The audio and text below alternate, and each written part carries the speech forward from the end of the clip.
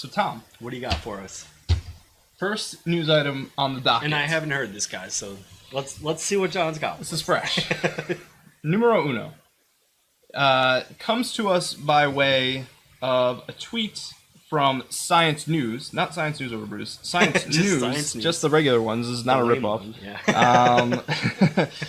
And they said on Twitter, let me bring it up here. Bring up some tweets. Fake news spreads faster and further on Twitter than true stories do. It's not just bots' fault, right? So fake news travels faster than regular news, and it's not even all bots. Right. You mean there's people who like fake news? This is the thing, yeah.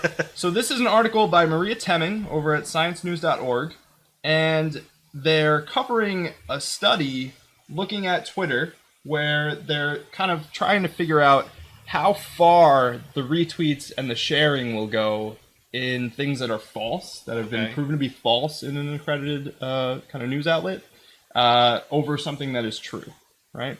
And here's what they're finding, Tom. I want to quote some of the study here. To study rumor mongering trends on Twitter, researchers examined about 126,000 tweet cascades, or families of tweets composed of one original tweet and all the retweets born of that original post. Exactly. All of those cascades centered on one of about 2,400 news stories that had been verified or debunked by at least one fact-checking organization. Retweet chains discussing true news stories took longer, on average, to reach the same number of people as conversations about fake news. That's crazy. Yeah. Discussions on true news also max out at about 1,600 people, whereas the largest network of retweets about a false story reached almost 47,000 users. As opposed to 1,600. Correct. Whew. True news stories also took about 6 times as long as false ones to reach 1,500 people. Now here's the kicker, right? Because there's a lot of bot traffic on Twitter. When bot traffic was added back into the mix, right? Because they took it out for this study. The researchers found that these computer programs spread false and true news about equally, and this finding indicates that humans, rather than bots, are primarily to blame for spreading fake news on the platform. For the large disparity between fake news and regular news, as opposed to just bots. Now, Tom, pretty much people. We're about to launch a channel that looks at news on Twitter, and we're trying to share it to the people. So it's not fake. So that it's not fake. That's the plan. Is this concerning to you, or is this par for the course? What do you think? So, yeah. That's a really good point to bring up. I've been on Twitter, on my own Twitter, as well as our Twitter that we made for this venture, when we were Trace Eye as well, Science News Over Brews. I've read a ton of stuff on Twitter, and I've been fooled a few times. I have. And I know a lot of science, and some pictures were slightly doctored that I didn't realize.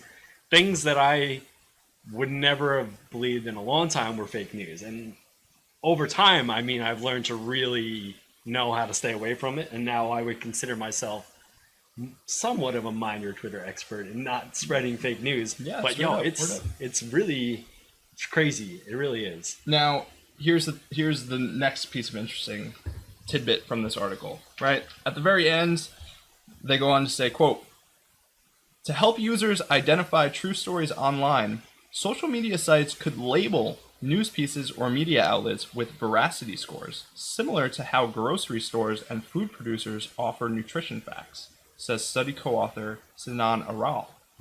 Now, I think that this is fascinating because we're about to enter a world where net neutrality is coming to an end.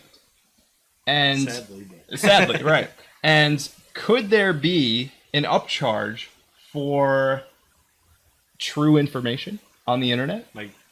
Well, if you think about it now, yeah, people charge for specific scientific journals and things. I could see that becoming a thing. Yeah. Got to pay if you want the real news. Yeah. Are we going to create a tiered internet where the information is verified or well researched, and that goes to the highest bidder? Is that a safe thing to do, or is this a slippery? We don't end that way. But... Yeah. I see what you're saying. Food for thought, my friend. I like a few of the good comments in chat. A few of them that I liked. Reality is intrinsically less exciting. than fantasy has the potential to be, which makes fake news more attractive. Definitely, that's for sure true. Yeah, and fake news is often designed to appeal to base nature and fire people up. So you get more people arguing about some fake baloney, it just gets more hyped. Agree with that. And then Pandas says, teach us, evil pandas. We shall teach you the not fake news, of course. And then here's another one that I like. Hopefully tomorrow's generation will be able to sniff it out naturally, the way our generation is often able to see through phishing scams that some older people can't. Good call. Does it just become, that's what Mock in the chat, I believe that's Andy, my dude, that's a great point. That it's going to have to be a skill that people know, that the internet's full of a lot of baloney and trolls and bullshit. That's just going to have to be something that you know, and then you go into it the right way to sniff it out. Yeah, for sure. I like that. I like that a lot. Cool. Yeah, Well, selling knowledge on the internet just like textbooks. It says. Hey. We might end up there. Yeah, Who I mean, knows, who right? knows? With this much fake news. Yeah, net neutrality is set to end legally next month in April. So I'm sure all the cable companies are gearing up to, figure out how they're going to package different websites and different tiers of things for us. Yeah. Even though they swear that they They won't. never would. Yeah, we'll see about that. I don't believe them at all. But I like the hopeful attitude of Andy that we'll just adapt. Fake news is fake, and we'll adapt. I think so. We're in the age of the internet where the truth is out there, I hope so. and it's gonna overtake the fake news. For sure. Agreed. All right.